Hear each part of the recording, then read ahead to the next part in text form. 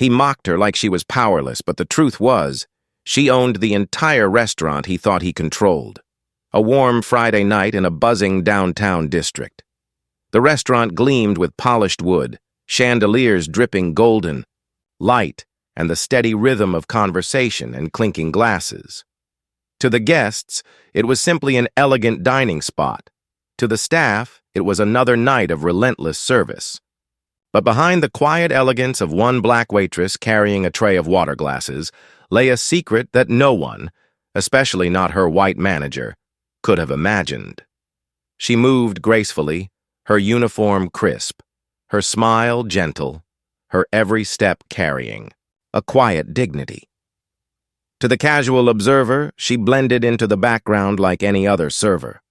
And that's exactly how the manager saw her. Someone beneath him, someone easy to dismiss. He looked at her not as a human being with a story, but as an easy target for his mockery.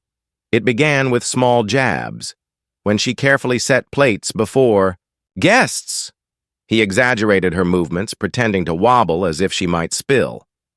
"Careful there," he sneered loudly enough for others to hear. "Don't want you dropping a plate again, though I guess that's what happens when you hire people with no fine dining experience." His smirk was cruel. The staff looked down, unwilling to intervene. The black waitress, however, didn't flinch. She kept her calm, her expression unreadable, as though she had trained herself to weather storms without showing the cracks. What he didn't know was that she wasn't just a waitress. In reality, she was the owner of the restaurant, the very reason the building stood, the very reason he had a job. Every wall had been chosen by her, every recipe tasted and perfected by her. She was the vision, the backbone, the soul of the place. But she had chosen humility, stepping into the role of a server that night to observe the service quietly, to understand her staff and guests at the most human level. Unbeknownst to him, he was mocking his boss. The manager's arrogance grew, bolder as the night went on. When a couple near the window complimented the waitress for the seasoning in their food, the manager cut in before she could respond. "She doesn't know the recipe," he chuckled. "She's just the help, blessy, her heart." The couple frowned, sensing the disrespect, but the waitress only bowed her head slightly, responding with grace. Her silence wasn't weakness. It was restraint. To her, this was nothing new. She had grown up watching her grandmother clean houses, where the owners barely acknowledged her existence, where dignity was stripped away in silence. Her grandmother had once whispered to her, "One day, child, you'll build something no one can take from you. And when they try to make you small, you'll stand taller than they ever dreamed." Those words had carried her through banks that denied her loans, landlords who turned her away because she was black, and suppliers who underestimated her ability to pay. Through it all, she had fought, clawed, and built this restaurant from the ground up. But tonight, here was a man insulting her legacy in her own house. The tension built to a breaking point when a group of investors arrived. They were powerful. Men and women dressed in sleek suits, seated at a long table reserved especially for them. They were considering funding an expansion that could turn the restaurant into a city-wide brand. The manager, eager to impress, assumed this was his stage. He barked orders, strutted from table to table, and kept belittling the waitress in subtle but cutting ways. "Don't expect much from her," he whispered to one of the investors with a laugh. "She's here for trays, not brains." But here's the twist. Those investors hadn't come to meet him. They had come to meet her. At the height of dinner, when the atmosphere buzzed with anticipation, one of the investors stood up. Raising his glass, he addressed the room.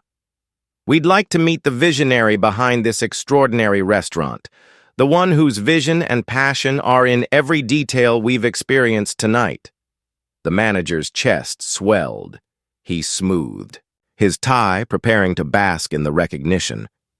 But then the investor's eyes shifted, not to him, but to the black waitress he had mocked all evening. Her. The room fell silent. Forks paused mid-air. Guests looked between the waitress and the stunned manager. The waitress, calm and poised, set down the tray in her hands. Slowly, she untied her apron, folding it neatly. She stood straighter, her quiet humility giving way to a presence that filled the room with authority. She stepped forward, her heels clicking softly against the floor, every stride deliberate, every breath a revelation of power. "Welcome," she said, her voice smooth, confident, steady. "I'm the owner of this restaurant. Everything you've tasted tonight, every detail you've seen, it's a reflection of my team and my vision." The investors smiled broadly, some even nodding in respect. The staff stared in awe, whispers rippling among them. And the manager? His face drained of color. The arrogance he wore so proudly collapsed into confusion, then fear. He had spent the entire night mocking not just a waitress, but the woman who signed his paycheck, the woman whose dream had built the very walls around him. The investors leaned, closer, hanging on her every word as she shared her story. She spoke of starting with nothing but determination, of the obstacles she faced as a black woman in business, of how she poured her soul into creating not just a restaurant, but a safe, dignified place for community. Her words weren't just powerful, they were magnetic. Every sentence drew the room in, silencing doubt, magnifying respect. The manager shifted uncomfortably in the background, trying to shrink into the shadows, but the truth was already out. His superiority had been shattered by reality, and here's where the story deepens. Because this moment wasn't just about one man learning his place. It was about a much larger truth. The resilience of black women, the injustice of assumptions, and the dignity that refuses to bow to cruelty. She didn't need to raise her voice. She didn't need to humiliate him in return. Her very existence, her accomplishment, was the loudest form of justice possible. By the end of the night, the investors signed the deal. The restaurant's expansion was sealed. Guests left buzzing about the revelation they had witnessed, while the staff's loyalty to their true leader solidified like never before. But the story wasn't over yet, because the real reckoning for the manager, his downfall and her decision on how to handle his mockery, was still to come. The restaurant had never felt so alive. The investors shook hands with her, some even lingering to ask more questions about her plans. The staff beamed with pride, their eyes shining as they realized the truth. The woman they thought was quietly serving alongside them was the very foundation of everything they stood upon. But in the corner, the manager stood, frozen, his confidence dissolved, his usual smirk gone. For the first time in years, perhaps in his life, he was speechless. He had mocked her, humiliated her in front of customers, reduced her to the help. And now, he was nothing more than a bystander in a story he thought he controlled. She could have embarrassed him then and there. She could have called him out in front of the investors, exposed his cruelty, and dismissed him on the spot. But that wasn't her way. Dignity is rarely about shouting the loudest. It's about knowing when silence speaks louder than rage. She let him stew in his own shame that night, choosing instead to focus on the future she had just secured. Later, after the investors left and the restaurant quieted down, she asked the staff to stay behind for a brief meeting. The manager stood stiffly at the back, his face pale, avoiding her gaze. She stepped forward, not as the hidden owner anymore, but as the leader she had always been. "I need you all to know the truth," she said, her voice calm yet firm. "This restaurant isn't just a business. It's a piece of my heart. Every chair, every painting, every recipe has meaning. And I chose tonight to serve among you because I believe no leader should ever forget what it means to work on the ground, to understand the heartbeat of this place. You are not invisible to me. You never were."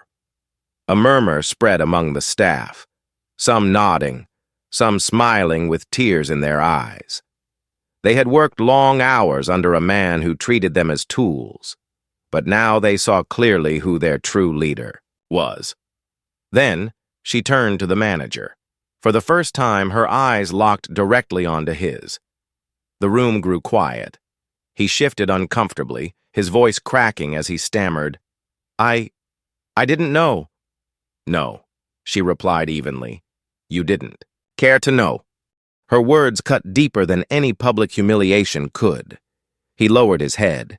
His arrogance shattered. The staff waited, holding their breath, wondering if this was the moment she would fire him. But she wasn't done. "You spent the evening mocking me, assuming you were above me, assuming I was small. But your behavior wasn't just about me. It's how you treat everyone you believe has less power than you. That ends tonight." Her tone was steel wrapped in silk, unshakable yet calm. "This restaurant is built on respect. For guests, for staff, for everyone. If you cannot lead with dignity, you cannot lead here at all." His lips trembled, a desperate apology stumbling out. "Please, give me another chance. I'll do better." She studied him for a long moment. Every eye in the room waited for her judgment. Finally, she said, "Leadership is not about a title. It's about character, and character is shown when you think no one is watching. Tonight, you revealed yours."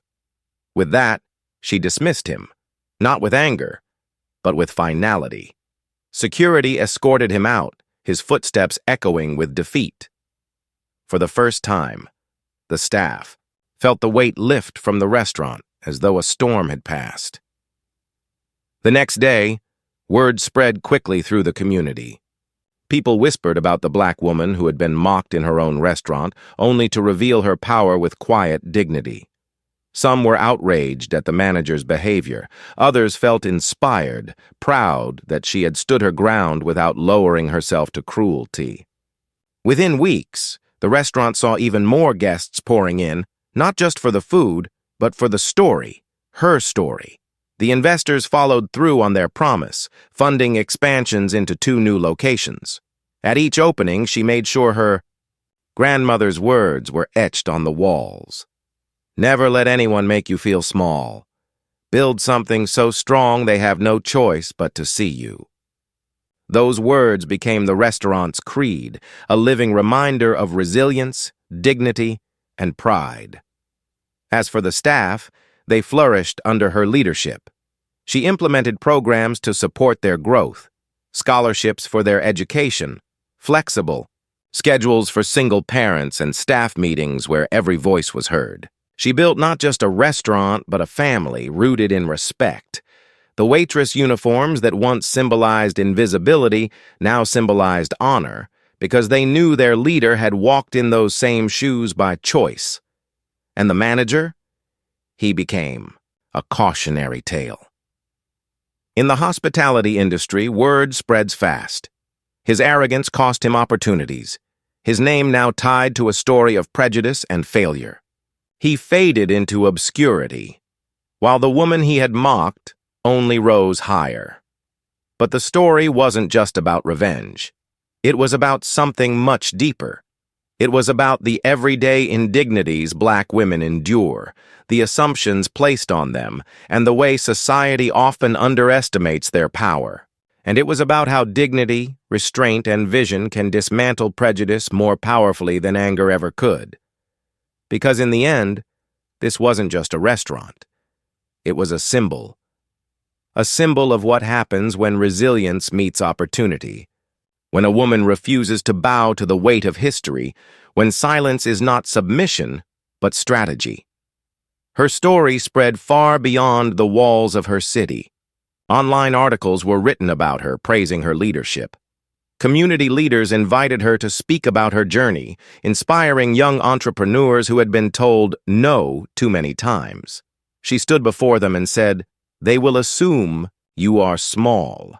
They will mock you, dismiss you, overlook you, but their assumption is not your truth. Build, create, endure, and when the time comes, let your work speak for you." The restaurant's name became synonymous with pride. Guests dined not only for the cuisine, but for the experience of being part of something greater, a movement disguised as a meal. She never boasted, never flaunted her power. Instead, she led with grace, proving that true strength is quiet, steady, and unstoppable.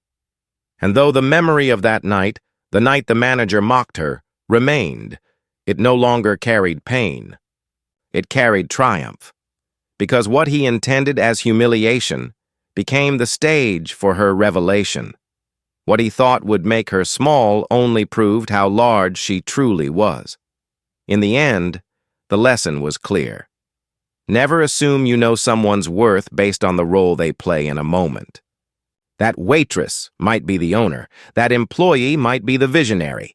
That person you mock might hold more power than you can imagine.